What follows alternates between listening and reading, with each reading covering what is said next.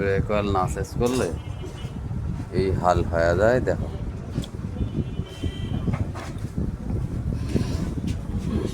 Break oil না change করার কারণে টাইম মতো এটা পুরো লক হয়ে গেছে, যেটা ঘোরার কথা সেটা ঘোরে না, পুরো বিসি লক।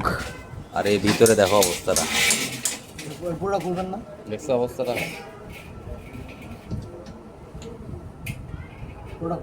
ইয়ে এর ছাকরির ভিতরে অয়েল চলে গেছে। এই দেখো, এই দেখো না, এই যে নিচে